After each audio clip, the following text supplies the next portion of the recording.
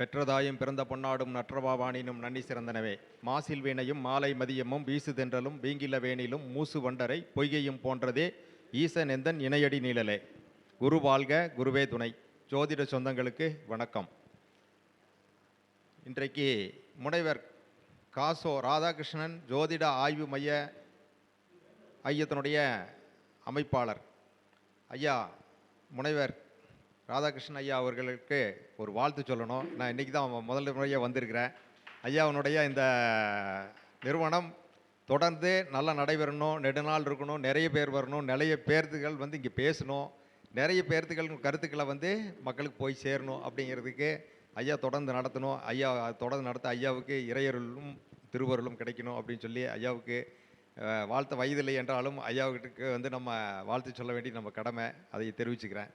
அதாவது இன்றைக்கி நான் இங்கே என்ன பேச வந்திருக்கேன்னு பார்த்தீங்கன்னா, ஒரு முக்கியமான சப்ஜெக்டு. ஆனால் கடைசி நேரத்தில் நம்ம கொடுத்துருக்காங்க, இருந்தாலும் பரவாயில்ல, ஒன்றும் பிரச்சனை இல்லை. 10 பொருத்தம் பார்க்குறேன்.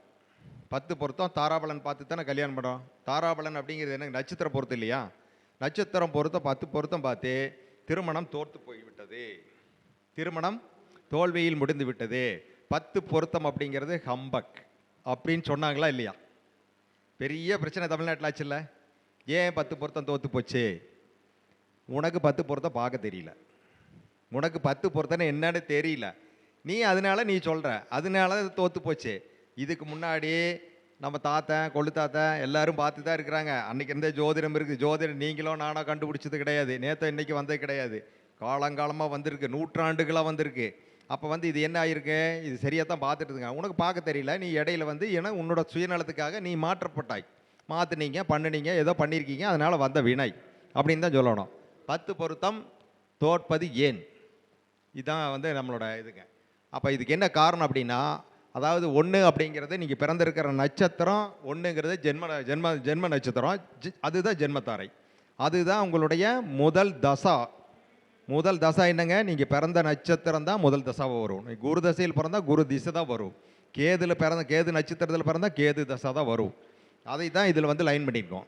அப்போ முதல் நட்சத்திரம் ஜென்ம நட்சத்திரங்கிறது தான் ஜென்மத்தாரை, 2வது நட்சத்திரம் சம்பத்து தாரை, அது 3வது நட்சத்திரம் விபத்து தாரை, 4 சேமதாரை, 5 பிரிஜக் தாரை, 6 சாதக தாரை, 7 வதை தாரை, 8 மைத்திர தாரை, 9 பரம மைத்திர தாரை. 9 இது ஒரு பாரியாயத்தில் இருக்கக்கூடிய நட்சத்திரங்கள். அந்த ஒரு பாரியாய் முடிஞ்சு போச்சு, ஒரு செக்மெண்ட் முடிஞ்சிருச்சு. அடுத்த பாரியாய் அப்படிங்கிற 2வது திருப்பி அதே ஜென்ம நட்சத்திரத்தினுடைய அணுஜென்மம் இங்கே ஸ்டார்ட் ஆகும். இது எல்லாத்துக்கும் தெரிஞ்சது, பேசிக்கு, ஒன்றும் சொல்ல வேண்டியதில்லை. இப்போ ஏன் தோத்துது, ஏன் தோக்குது? தோக்காமல் இருக்கிறதுக்கு என்ன பண்ணணும்? பண்ண முடியுமா அப்படின்னா பண்ண முடியும். இருக்கா வழி இருக்கான்னா இருக்குது. இப்போ ஜென்ம நட்சத்திரம் இப்போ ஒருத்தர் இப்போ அஸ்வினியில் பிறக்கிறாருன்னு வச்சுங்களேன். அஸ்வினியில் ஒருத்தர் பிறக்கிறார். இப்போ அவருக்கு ஜென்ம நட்சத்திரம் உங்களுக்கு என்ன சொல்லியிருக்குது? ஜென்மத்தாரை என்ன பண்ணுது? ஆகாது, ரிஜெக்ட் பண்ணு அப்படின்னு சொல்லிட்டாங்களா? ஜென்ம தாரையே ஆகாதுன்னு சொல்லியாச்சு. ஓகே, அப்போ 1 நம்ம இன்ட்டு மார்க் போட்டோம். 2வது என்ன சொல்லியிருக்கீங்க? 3 விபத்து தாரை, 3 வேண்டாது தூக்கி போட்டுருன்னு சொன்னீங்க. 3க்கு இன்ட்டு மார்க் போட்டோம். அடுத்து என்ன சொன்னீங்க? 5 என்ன சொன்னீங்க? 5 பிரத்யேக் தாரை, அதுவும் ஆகாது தூக்கி போட்டுரு அப்படின்னாச்சு. 7 வதை தாரை, ஓகே, அதுக்கு இன்ட்டு மார்க் போட்டாச்சு. அப்போ 1 3 5 7 அவுட்டு, வெளியேற்றி விட்டாச்சு. மீதி இருக்கிறது எத்தனை இருக்குங்க?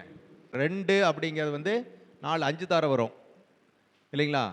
5 தாரை வரும். அப்போ 2ங்கிறது சம்பத்து தாரை, சம்பத்து தாரை சேர்த்தலாம், சேமதாரையை சேர்த்தலாம், சாதக தாரை சேர்த்தலாம், மைத்திர தாரை சேர்த்தலாம், அதிமைத்திரை தாரையை சேர்த்தலாம் இல்லைங்களா? இதுதானே சொல்லியிருக்காங்க. அப்போ இந்த 5 சேர்த்தலாம், இந்த 4 கழிச்சிடலாம். ரைட். இப்போ தான் இதை வச்சு தான் நம்ம எல்லாம் பண்ணிகிட்ருக்குறோம். ஆனால் நமக்கு தசாபுத்தி எப்படி வருங்க? 1 வரும், 2 3 4 5 6 7 8. நம்மலாம் ஒரு 5 4 5 தாண்டதே பெருசு வாழ்நாளில். நீங்கள் 5 ஒரு அதான் பெரிய தசாவாக வந்துச்சுன்னா 3 தாண்டி 4க்கு போவோமானே தெரியாது. சின்ன தசா வந்ததுன்னு வச்சுங்களேன், சின்ன குட்டி தசா வந்ததுன்னு வச்சுங்களேன், நம்ம வேணால் ஒரு 6 கிராஸ் பண்ண முடியும். இவ்வளோ தான் சூழ்நிலை இருக்குது. ஆனால் நம்ம இன்றைக்கி 9 வரைக்கும் நம்ம எடுத்துக்கலாம்னு சொல்லிட்டோம். எடுத்துக்கலாம், ஓகே. இது நட்சத்திரத்துக்கு எடுத்துக்கிறோம், ஓகே, எடுத்துக்கலாம். ஆனால் இதில் இதெல்லாம் ஒமிட் பண்ணணுமா, இல்லை இது எல்லாம் எடுத்துக்கலாமா அப்படின்னு சொல்லி நம்ம சொன்னோம் அப்படின்னா, இதை ஒமிட் பண்ணவும் கூடாது, இதை எடுத்துக்கவும் கூடாது, இதை நம்பக்கூடாது, இதையும் நம்பவே கூடாதுங்க. இது நம்பிக்கை துரோகம் பண்ணிடுறேன் நமக்கு அப்படின்னு சொல்கிறேன் நான். இதை நம்பினீங்கன்னா நம்பிக்கை துரோகம் பண்ணுறோம், இதனால தான் உங்களுக்கு வந்து டைவர்ஸ் வருது, இதனால தான் நீங்கள் ஏமாறுறீங்க, இதனால தான் பிரச்சனை வருதுன்னு சொல்கிறேன் நான். ஏன் பிரச்சனை வருது? இப்போ காரணம் சொல்கிறேன் பாருங்கள். ஜென்ம தாரை அப்படின்னு எடுத்துட்டிங்கன்னா நீங்கள் என்ன நட்சத்திரமாக இருந்தாலும் சரி, மொத்தம் 9 நட்சத்திரங்க, 9 நட்சத்திரம் அது அதனோட இது தான் வரும். ஜென்மம் அணுஜென்மம் திரும்ப திரும்ப வரும்போது 27 வரும் இல்லைங்களா? அப்போ ஒரு நட்சத்திரம் வருதுன்னா அந்த ஜென்ம நட்சத்திரத்தினுடைய இது வந்து அந்த தாரைக்கு அதிபதி சூரியன். நீங்கள் எந்த நட்சத்திரத்தில் பிறந்திருந்தும் சரி, உங்கள் ஜென்ம நட்சத்திரத்தினுடைய அதிபதி சூரியன். இது மறந்துடக்கூடாதுங்க, இதுதான் பேஸ். அடுத்தது 2வது நட்சத்திரம் சம்பத்து. சம்பத்து நட்சத்திரத்தினுடைய அதிபதி புதன். 3வது நட்சத்திரத்தினுடைய அதிபதி ராகு. 4வது நட்சத்திரத்தினுடைய அதிபதி குரு. 5க்கு கேது. 6க்கு சந்திரன். 7க்கு சனி. 8க்கு சுக்கிரன். 9க்கு செவ்வாய். 9க்கு செவ்வாய். 9 வந்துருச்சுங்க சரிங்களா? இது வந்து என்ன சொல்லுதுன்னா, இப்போ சம்பத்து தாரை நீங்கள் எடுத்துக்கலான்னு சொல்லியிருக்கீங்க எல்லாரும். இந்த புதன் உங்கள் ஜாதகத்தில் கெட்டு போயிட்டாருங்க. புதன் நீச்சமாக போயிட்டார், அஸ்தாங்கமாக போயிட்டார், 6, 8, 12க்கு போயிட்டார். இப்போ இந்த சம்பத்து தாரைன்னு சொல்லி நீங்கள் செலக்ட் பண்ணி அதுக்கு பொருத்தம் எடுத்து கொடுத்தீங்கன்னா கண்டிப்பாக ஊற்றிக்கும், சரி வராதுன்னு சொல்கிறேன். இப்போ இந்த புதன் வந்து நல்லா இருந்ததுன்னா ஓகே, எடுத்துக்க வேண்டியதுதான் சரிங்களா? அதே வந்து இந்த ஜென்மத்தாரை வந்து நீங்கள் எடுக்கக்கூடாதுன்னு சொல்கிறீங்க. இந்த சூரியன் வந்து அந்த ஜாதகத்தில் பலமாக இருக்கார், நல்லா இருக்காருன்னு வச்சுங்க. சூரியன் நல்லா இருக்கார் அப்படின்னா சம்பத்து தாரையை நீங்கள் எடுத்துக்கலாம், தப்பே கிடையாது. ஜென்மத்தாரையை எடுத்துக்கலாம், தப்பே கிடையாது. ஆனால் இந்த சம்பத்து தாரை, இந்த சேமதாரை, இந்த சாதகதாரை, இந்த மைத்திரதாரை, அதிமைத்திர தாரத்தினுடைய அதிபதிகள் கெட்டு இருந்து நீங்கள் அதை எடுத்துக்கிட்டிங்கன்னா கண்டிப்பாக அது டைவர்ஸில் தான் முடியும். விபத்து, கண்டம், டைவர்ஸு, பிரிவினை இப்படி தான் முடியும். என்ன காரணம்னா இதனுடைய அதிபதிகளை நீங்கள் பார்க்கணும். இதை பார்த்தீங்க அப்படின்னா தான், இதை பார்த்து நீங்கள் வந்து நட்சத்திர பொருத்தம் பார்த்து கல்யாணம் பண்ணால் நீங்கள் கட்ட பொருத்தம் பார்க்குறீங்களோ பார்க்கலையோ கண்டிப்பாக நல்லா தான் இருப்பாங்க. ஏன்னா அவங்கெல்லாம் அன்றைக்கி அப்படி தான் பார்த்தாங்க. நம்ம இன்றைக்கி தான் எல்லாமே பார்த்துக்கிட்டு இருக்கோம். அன்றைக்கெல்லாம் நமக்கெல்லாம் ஜோதிடம் பார்க்குறக்கே ஆள் கிடையாது, பார்க்க மாட்டாங்க. இன்றைக்கி போனாலும் உங்களுக்கு பார்க்குறக்கு அளவுடு கிடையாது. ஜோதிடம் பார்த்தீங்கன்னாலும் புஸ்தகம் படிச்சிங்கன்னா உங்கள் தலை வெட்டி போடுங்கிற காலமெல்லாம் உண்டு. நீங்கள் அதே மாதிரி ஜோதிடம் பார்த்தீங்கன்னா, யாராலும் ஜோதிடம் பார்த்து கொடுத்தீங்கன்னா அந்த ஜோதிடனுக்கு அடி உண்டு. இருந்திருக்கு, ஒரு காலம் இருந்திருக்கு. ஆனால் அதையெல்லாம் வந்து நல்லா கடந்து இன்றைக்கி வந்திருக்கு இல்லைங்களா? அந்த ஜோதிடம் அப்படி தான் வந்திருக்கு. அந்த மாதிரி இருக்கிற காலகட்டத்தில் இதுதான் உண்மைங்க. இதை வந்து நீங்கள் வந்து ஃபாலோ பண்ணி பாருங்கள், 100% சரியாக வரும். இதுக்கு மேலே பல ஸ்டெப் இருக்குங்க. இருக்குது. அதான் வந்து இந்த தாரைகள் வந்து பார்த்தீங்கன்னா நம்ம வந்து இப்போ என்ன பண்ணுறோன்னா சந்திரனுக்கு எடுக்கிறோம். சந்திரனுக்கு தாராபலன் எடுக்கிறோம் இல்லைங்களா? சந்திரனை வச்சு தாராபலன் எடுக்கிறோம். சந்திரன் என்ற ராசி தானே, அது நட்சத்திரம் தானே தாராபலன் எடுக்கிறோம். அப்போ சந்திரனுக்கு எடுக்கிறோம். அதுக்கு வந்து லக்கணத்துக்கு எடுக்கணுங்க. லக்கணத்துக்கு தாராபலன் எடுக்கணும். அதுக்கு அடுத்து பார்த்தீங்கன்னா லக்கணாதிபதிக்கு எடுக்கணும்.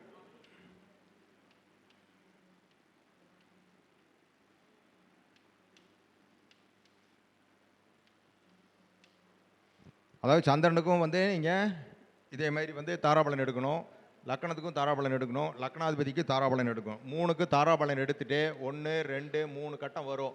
3 கட்டம் வரும்போது இதில் கேன்சலேஷன் பண்ணணும். எப்படின்னு கேட்டிங்கன்னா, இதில் இருந்தது அப்படின்னா இதில் இருந்ததுன்னா அடிச்சிடணும். இங்கே இதில் இருக்குன்னா இது 2 கேன்சல் ஆகிடும். இந்த மாதிரி ஒரு கால்குலேஷன் இருக்குங்க.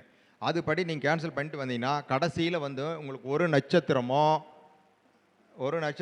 அல்லது வந்து 2 நட்சத்திரமோ வரும். 2 நட்சத்திரமெல்லாம் வந்ததுன்னா அவன் யோகக்காரன். மேக்ஸிமம் 1 தான் வருது. அந்த நட்சத்திரம் எடுத்துட்டிங்கன்னா ஒரு நட்சத்திரம் வரும் உங்கள் ஜாதகத்துக்கு, உங்களோட இதுக்கு ஒரு நட்சத்திரம் வரும். அந்த நட்சத்திரத்தில் இருக்கக்கூடிய ஒரு பொண்ணை கல்யாணம் பண்ணி வைக்கிறீங்க. பொருத்தமே இல்லைனாலும் கல்யாணம் பண்ணி வச்சிங்கனாலும் அவங்க வாழ்க்கை கிடையாது, நல்லா இருப்பாங்க.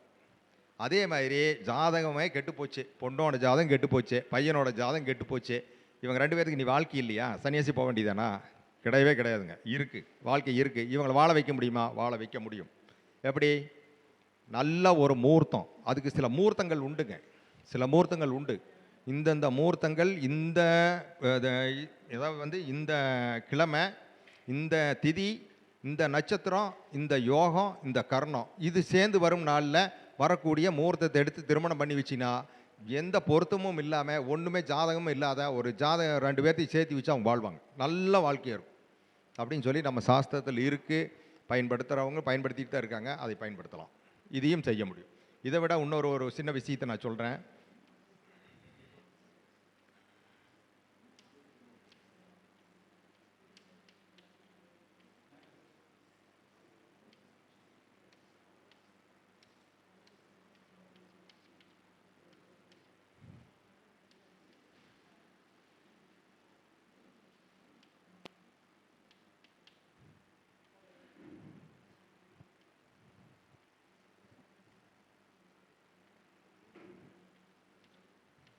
அதாவது பாருங்க, இது வந்து மகர லக்கணங்க, இது ஆண் ஜாதகம்,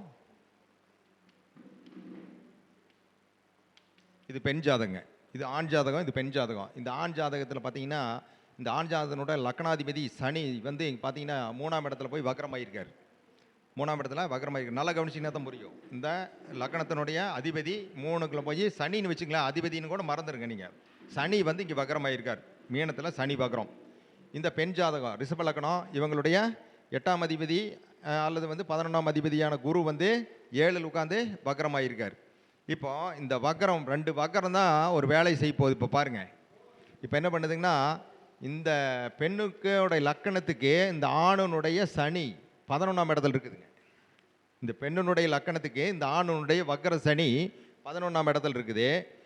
இந்த ஆணுனுடைய லக்கணத்துக்கு இந்த பெண்ணுனுடைய வக்ர குரு 11ஆம் இடத்துல இருக்குது. இந்த 2 ஜாதகத்தை நீங்கள் இணைச்சி வச்சிட்டிங்கன்னு வச்சுங்களேன், பொருத்தமே இல்லைனாலும் இணைச்சி வச்சிட்டிங்கனாலும் இந்த ஜாதகம் பிரியாதுங்க, பிரியவும் மாட்டாங்க, இவங்க கஷ்டப்படவும் மாட்டாங்க.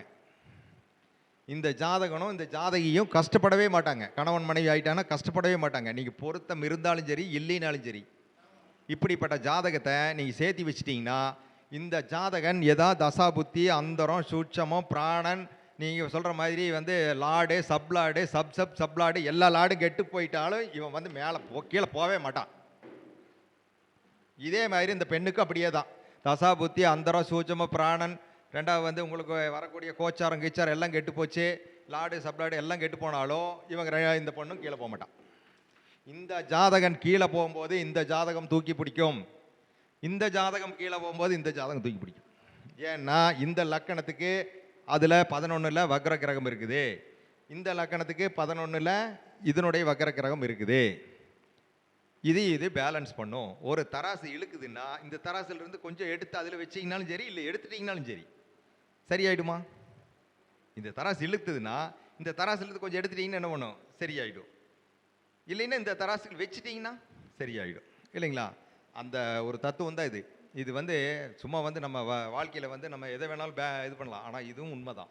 ஒவ்வொரு வினைக்கும் எதிர்வினை உண்டா? ஒவ்வொரு வினைக்கும் எதிர்வினை உண்டு, ஒவ்வொரு விசைக்கும் எதிர்விசை உண்டு. இதுதானே தத்துவம், இல்லைங்களா? மரணம் ஜனனம் என்று இருந்தால் மரணம் ஒன்று உண்டு, இதுதானே தத்துவம். அதே தான் எல்லா இடத்துலையும் இதே மேட்ச் ஆகும். அதனால் இரவு என்றால் பகல் உண்டு, பகல் என்றால் இரவு உண்டு, நல்லது என்றால் கெட்டது, கெட்டது என்றால் நல்லது, இருக்குதானே செய்யுது. அதே தத்துவம் தான் இங்கே இருக்குது. சேமஸ் நீங்கள் ஒன்றும் பண்ண வேண்டியதில்லை. இதை மட்டும் ஃபாலோ பண்ணி நம்ம பண்ண அப்படின்னு வச்சுங்களேன், திருமணங்கள் வந்து தோற்கவே தோற்காதுங்க. 100% நம்ம சொல்லலாம், அடித்து சொல்லலாம். இதை வந்து எல்லோரும் ரகசியமாக வச்சுருந்தாங்க. எனக்கு தெரியும், நான் சொல்லிக் கொடுக்கணும்னு நினச்சேன். நிறைய பேர் மக்கள் வாழணும், நம்ம வாழ்கிறோமோ இல்லையோ இந்த காலத்தினுடைய சந்ததிகள் வாழணும், அதுக்காக நான் வந்து வெளியே சொல்லியிருக்கிறேன். ஆனால் சில பேர் சொல்கிறாங்க இதுக்கு வேறு பேரெல்லாம் வச்சு சொல்லிட்டு இருக்காங்க. உங்களுக்கு எல்லாம் தெரியும், நீங்கள் எல்லாம் தெரிஞ்சு வச்சுருப்பீங்க. அதாவது ஒரு 1வது தசை நடக்கும்போது இந்த கிரகம் நல்லா இருக்கணும், 2வது தசை நடக்கும்போது இந்த கிரகம் நடக்கணும். ஏன்னு கேட்டிங்கன்னா அந்த திசைக்கு அவன் தான் கண்ட்ரோலர்னு சொல்லி வச்சுருப்பாங்க. அவன் தான் எஜமான, அவன் சொன்னால் தான் கேட்பான், இல்லைன்னு கேட்க மாட்டான்னு சொல்லியிருப்பாங்க. அதல்லங்க பிரச்சனை. இதுதான் வாழ்நாள் பிரச்சனை. வாழ்நாள் பிரச்சனை இல்லை, இது யுக பிரச்சனை, இல்லைங்களா? இதை இந்த ஒரு அருமையான வாய்ப்பை ராதாகிருஷ்ணன் ஐயா மூலமாக இதை தெரிவிக்கிறதுக்கு இந்த பிரபஞ்சம் எனக்கு கொடுத்ததுக்காக ஐயாவுக்கு நன்றி சொல்லிக்கிறேன். இது வரைக்கும் காதொலி கேட்ட அனைத்து ஜோதிட சொந்தங்களுக்கும் நன்றி கூறி விடைபெறுகிறேன். நன்றி, வணக்கம்.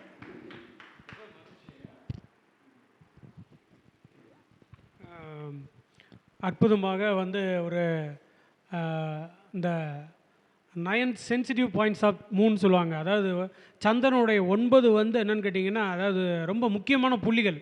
அதுதான் நம்ம தாரைன்னு சொல்கிறோம் நம்ம. அதை பற்றி திருமண பொருத்தத்தில் எப்படி இதை பயன்படுத்துறதுன்னு ஐயா கன்னியப்பன் ஐயா வந்து அருமையான விளக்கம் கொடுத்தாங்க. கண்டிப்பாக இது எல்லாத்துக்கும் வந்து பயன்படும். உண்மையில் இது அருமையான விளக்கங்கய்யா. உண்மையில் அருமையான